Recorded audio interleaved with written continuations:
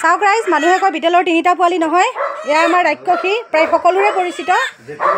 এয়া তাই এতিয়া এই গধূলি 7:30 বজাত 3টা পোৱালি জন্ম দিলে, 2টা ফিমেল আৰু এটা মেল। আৰু ইহঁতৰ বাপেক হ'ল ভানু প্ৰতাপ। বাবা থৈ দিয়া, এইমাত্ৰ জন্ম পাইছে। ইহঁতৰ বাপেক হ'ল ভানু প্ৰতাপ, যাক আমি নাগালেণ্ডত দিছিলোঁ।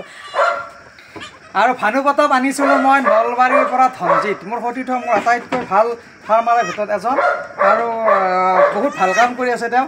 ধনজিতৰ পৰা মই মেলটো আনিছোঁ, আৰু মেলটোৰ মানে বিশিষ্ট কি, অসমৰ ভিতৰত চাগে বহুত ভাল এটা বিডাৰ, আৰু ৰিজাল্টটো চাওক, বিটেলৰ লগত 3টা পোৱালি আহিছে। এইটো বুলি নহয়, আৰু বহুত আগতে ভাল ৰিজাল্ট আহিছে মোৰ।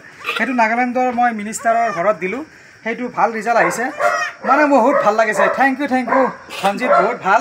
আমাৰ ৰাক্ষসী ভালটো ছাগলী হয়ে। ৰাক্ষসী তাইৰ নামটো কিয় হ'ল, এচাই দিয়াৰ পৰা চব খাই যায়। সেইকাৰণে হ'ল মোৰ দাদাই যদি দাদাৰ ফেভৰেট হয় না দাদা? একফালৰ কাৰণে মানে ধ্বংসি যায় তাই, আৰু সোৱাদ ভাল, সেইকাৰণে ৰিজাল্টো ভাল, আৰু কথাটো বহুত ভাল আছে। কিন্তু সিহঁতৰ এটাৰ নাম ঘটক কৈছিল। আৰু যদি এনেকুৱা ছাগলী থাকে আৰু ধনজিতৰ বা সেইটোৰ দ্বাৰা যদি মেল থাকে, তো কাম উন্নতি হোৱাটো 100%। আৰু তাৰ কাৰণে ধন্যবাদ দিব লাগিব। মোক আপোনালোকে চিনি পায়হে, কিন্তু আচল মোৰ মানুহ মোৰ দাদা।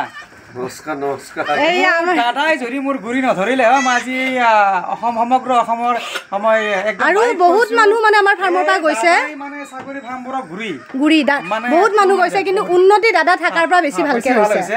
আমি একেলগে, আৰু দাদা আজি জন্মদিন, সকলোৱে হেপী বাৰ্থডে কৈ দিব। ৰাতিপুৱাহে ভিডিঅ'টো আপলোড কৰিম দেই। এইজনটো চিনিয়ে পায়, মোৰ বিশ্বাসী ছেকেণ্ড সোহাত বা অহাত বুলি ক'ব পাৰি যে ফাৰ্মত।